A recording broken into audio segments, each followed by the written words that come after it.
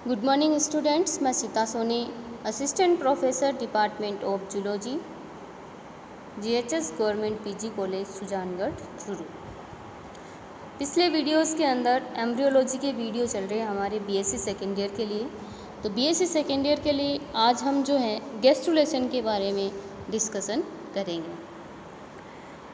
सर्वप्रथम हमने फर्टिलाइजेशन की क्रिया देखी थी। फर्टिलाइजेशन की क्रिया के पश्चात जो है जाइगोट का निर्माण होता है। जाइगोट से मोरूला, मोरूला से ब्लास्टुला और ब्लास्टुला से गेस्टुला का निर्माण होता है। तो ब्लास्टुला से गेस्टुला जो है वो निर्मित होने की क्रिया जो है वो गेस्टुलेशन कहलाती है, या इसको ऐसे कह सकते हैं हम, ब्लास्टुला का गेस्टुला में परिवर्तित होना गेस्टुलेशन कहलाता है। गेस्टुलेशन के दौरान 3 प्रमुख जो है वो क्रियाएं होती हैं। पहली है संरचना विकास गति के द्वारा 3 जनन स्तरों का निर्माण होना। नंबर 2 पे है आर्केंट्रॉन का निर्माण होना। नंबर 3 पे है कोरक गुहा का विलोपन होना, ब्लास्टोसिल का विलोपन होना। तो 3 परिवर्तन होते हैं ब्लास्टुला से गेस्टुला बनने के बाद। मुर्गी के अंडे में प्राथमिक जनन स्तरों के निर्माण का प्रथम अध्ययन जो है वो पेंडर के द्वारा किया गया था। अविभेदित ब्लास्टोडर्म से जनन स्तरों का पृथक्करण 2 चरणों में पूर्ण होता है। प्रथम चरण में एक जनन स्तर पृथक होता है, वह 2 जनन स्तर शेष रहते हैं। द्वितीय चरण में इन 2 संयुक्त स्तरों का पृथक्करण होता है। एम्फियोक्सिस जो मछलियाँ हैं और उभयचर या एम्फीबिया हैं, इनमें प्रथम चरण में बाह्य जनन स्तर या एक्टोडर्म का पृथक्करण होता है। मध्य जनन स्तर व अंतर जनन स्तर संयुक्त रहते हैं। इसे मीजेंडोडर्म कहते हैं, मीजेंडोडर्म कहते हैं। दूसरे चरण में यह मीजोडर्म और एंडोडर्म के रूप में पृथक हो जाता है, जैसे एम्फियोक्सिस, पिसीज और एम्फीबिया। सरीसृप, पक्षी और स्तनधारियों में प्रथम चरण में एंडोडर्म का पृथक्करण होता है और एक्टोडर्म व मीजोडर्म एक्टोमीजोडर्म के रूप में संयुक्त होती है। द्वितीय चरण के अंदर एक्टोडर्म और मीजोडर्म जो है वो पृथक हो जाती है। इसका उदाहरण है सरीसृप, पक्षी और स्तनधारी। गैस्ट्रुलेशन के जो मुख्य लक्षण हैं वो इस प्रकार है कि गैस्ट्रुलेशन के दौरान गेस्टुला का निर्माण होता है। गैस्ट्रुलेशन के दौरान कोशिकाओं में संरचना विकास गतियाँ पाई जाती है। इससे कोशिकाएं अपने निर्धारित स्थान पर पहुंच जाती है। मॉर्फोजेनेटिक मूवमेंट के द्वारा सभी कोशिकाएं अपने निर्धारित स्थान पर पहुंच जाती हैं। 3 जनन स्तर एक्टोडर्म, एंडोडर्म और मीजोडर्म का यहाँ पर निर्माण हो जाता है। आर्केंट्रॉन गुहा का निर्माण हो जाता है। आर्केंट्रॉन के बढ़ने के साथ साथ ब्लास्टोसिल छोटी होती जाती है। कोशिकीय विभाजन की जो दर है या गति है वो मंद हो जाती है। भ्रूण के आकार में विशेष वृद्धि यहाँ पर नहीं होती है। भ्रूण का अग्र पश्च अक्ष में दीर्घीकरण हो जाता है। कोशिकीय विभेदन की क्रिया आरंभ हो जाती है। कोशिकाओं की अक्षीकारी जो क्रियाएं हैं उनमें वृद्धि होती है। भ्रूणीय कोशिकाओं के केंद्रक अधिक सक्रिय हो जाते हैं और नए प्रोटीन का संश्लेषण प्रारंभ हो जाता है। इस प्रकार से ये गेस्टुला भवन जो क्रिया है उसके कुछ विशेष लक्षण यहाँ पर पाए जाते हैं। गैस्ट्रुलेशन की विधियाँ, मेथड्स ऑफ गैस्ट्रुलेशन। गैस्ट्रुलेशन के दौरान अविभेदित जो ब्लास्टोडर्म है इससे 3 प्राथमिक जनन स्तरों का पृथक्करण हो जाता है। वह जनन स्तर विशेष प्रकार की गतियों के द्वारा निर्धारित स्थान पर पहुंच जाते हैं। इन गतियों को संरचना विकास गतियाँ, फॉर्मेटिव मूवमेंट ऑफ सेल्स भी कहते हैं। संरचना विकास गतियाँ 2 प्रकार की होती हैं, अध्यारोहण और अंतरोहण, एपिबोली और एम्बोली। पहला है एपिबोली या अध्यारोहण। एक्टोडर्म कोशिकाओं द्वारा प्रदर्शित की जाने वाली गति को अध्यारोहण कहते हैं। मेंढक एम्फियोक्सिस आदि में एक्टोडर्म कोशिकाओं का सक्रिय ध्रुव से अक्रिय ध्रुव की ओर गति करके संपूर्ण भ्रूण को घेर लेना अध्यारोहण या एपिपोली कहलाता है। एक्टोडर्म कोशिकाएं कोरक रंध्र तक गति करती है। दूसरी जो इसके अंदर क्रिया है वह है एम्बोली या अंतरारोहण। मेसोडर्म, कोडा मेसोडर्म और एंडोडर्म कोशिकाओं का बाहर के से मेसोडर्म, कोडा मेसोडर्म एंड एंडोडर्म कोशिकाओं का बाहर से भीतर की ओर गति करना एम्बोली कहलाता है। एम्बोली जो है इसके अंदर मेसोडर्म, कोडा मेसोडर्म और एंडोडर्म की कोशिकाएं जो है वो अंदर की ओर गति करती है। इन्वोल्यूशन जो है वो दो प्रकार का होता है। पहला है अंतर्वलन या इन्वेजिनेशन।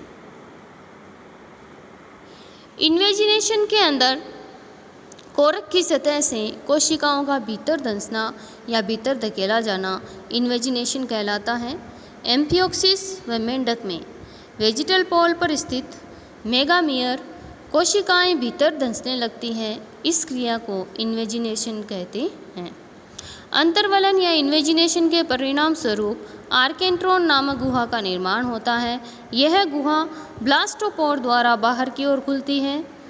ब्लास्टोपोर द्वारा यदि मुख का निर्माण होता है तो इस समूह के जंतुओं को प्रोटोस्टोमिया कहते हैं, जैसे एस्के हेलमिंथीज, प्लेटीहेलमिंथीज, एनेलिडा, आर्थ्रोपोडा और मोलस्का।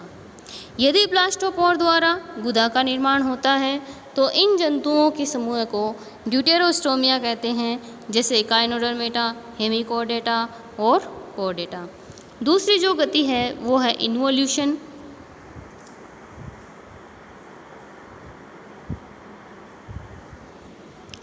इन्वोल्यूशन जो है इसमें कोशिकाओं का बाहरी स्तर से भीतर की ओर टर्निंग या लुढ़कना इन्वोल्यूशन कहलाता है। एम्फियोक्सिस व मेंढक में इन्वोल्यूशन ब्लास्टोपोर के किनारों पर होता है। मेंढक में कोडा मेसोडर्म का वर्तन द्वारा आर्केंट्रोन की छत का निर्माण करना इन्वोल्यूशन कहलाता है। सरीसृप, पक्षी व अंडज स्तनधारियों में इन्वोल्यूशन प्रिमिटिव स्ट्रिक से होता है। इन्वोल्यूशन के दौरान दो प्रकार की क्रियाएं पाई जाती हैं, अभिसरण और अपसरण। पहला है अभिसरण या कन्वर्जेंस। मेंढक में मेसोडर्म व कोडा मेसोडर्म कोशिकाओं का विभिन्न क्षेत्र से गति करके कोरक रंध्र पर एकत्रित होना अभिसरण कहलाता है। सरीसृप व पक्षियों में मेसोडर्म कोशिका गति करके प्रिमिटिव स्ट्रिक के किनारों पर इकट्ठा होना अभिसरण कहलाता है। इस प्रकार विभिन्न क्षेत्रों में स्थित कोशिकाओं का गति करके संकरे क्षेत्र में एकत्रित होना कन्वर्जेंस कहलाता है। अपसरण कोरक रंध्र या आदि रेखा के भीतर ब्लास्टोपोर या प्रिमिटिव स्ट्रिक से भीतर प्रवेश कर लुढ़कना इन्वोल्यूशन कहलाता है। भीतर स्थानांतरित होने के बाद इन कोशिकाओं का संकरे क्षेत्र से चौड़े क्षेत्र की ओर जाना डाइवर्जेंस या अपसरण कहलाता है। अंतःक्रमण या बहुवर्तन। अंतःक्रमण या बहु अंतर्वलन जो है इसे कोशिकाओं का जो अनेक स्थानों पर भीतर की ओर धंसना बहु अंतर्वलन कहलाता है। पॉली इन्वेजिनेशन कहलाता है। पॉली इन्वेजिनेशन का उदाहरण है रेप्टिलिया, पक्षी, स्तनधारी। विस्तरण एक कोशिका स्तर का विपाटन द्वारा दूसरे कोशिका स्तर से पृथक होना विस्तरण कहलाता है। इस विधि के द्वारा सरीसृप व पक्षियों में हाइपोब्लास्ट का निर्माण होता है। Significance of gastrulation. इस विधि द्वारा तीनों प्राथमिक जनन स्तर एक्टोडर्म, एंडोडर्म और मेसोडर्म का निर्माण होता है। प्राथमिक जनन स्तर इस विधि द्वारा निर्धारित स्थानों को भी ग्रहण कर लेते हैं। तंत्रिका तंत्र निर्माण के लिए गैस्ट्रुलेशन आवश्यक है। यदि गैस्ट्रुलेशन के दौरान मेसोडर्म व एंडोडर्म निर्मित करने वाले ब्लास्टोमियर भीतर की ओर स्थानांतरित नहीं होते तो तंत्रिका तंत्र का निर्माण भी नहीं होता है। ऐसे असामान्य गैस्ट्रुला को एक्सोगैस्ट्रुला भी कहते हैं। इस प्रकार से गैस्ट्रुलेशन की क्रिया जो है वो कंप्लीट होती है। कुछ इम्पॉर्टेंट टिप्स हैं आपके लिए, जैसे ब्लास्टुला का गैस्ट्रुला में बदलना गैस्ट्रुलेशन कहलाता है। गैस्ट्रुलेशन के दौरान मॉर्फोजेनेटिक मूवमेंट के द्वारा 3 जनन स्तर एक्टोडर्म, एंडोडर्म, मेसोडर्म बनते हैं। गैस्ट्रुलेशन में आर्केंट्रोन का निर्माण होता है। एम्फिओक्सिस स्पीसीज एम्फीबिया में प्रथम चरण में एक्टोडर्म जो है वो पृथक होती है। गैस्ट्रुलेशन के द्वितीय चरण में तंत्रिका रज्जु का निर्माण होता है, जिसे तंत्रिका भवन कहते हैं। एक्टोडर्म की कोशिकाओं की गति को एपिबोली कहते हैं। मेसोडर्म, कोड़ा मेसोडर्म और एंडोडर्म, इन कोशिकाओं का बाहर से भीतर की ओर गति करना एम्बोली कहलाता है। गैस्ट्रुलेशन में ब्लास्टोपोर का निर्माण होता है। गैस्ट्रुलेशन का सबसे सरलतम विधि इन्वेजिनेशन होती है। मेंढक की गैस्ट्रुलेशन एपिबोली और एम्बोली दोनों के द्वारा होता है। गैस्ट्रुला के बाद में विदलन की क्रिया रुक जाती है। अंतःकंकाल और पेशियों का निर्माण मेसोडर्म के द्वारा होता है। गैस्ट्रुलेशन में मॉर्फोजेनेसिस प्रारंभ हो जाता है। गैस्ट्रुलेशन में कोशिकाओं में कार्यकीय श्रम विभाजन का भी प्रारंभ हो जाता है।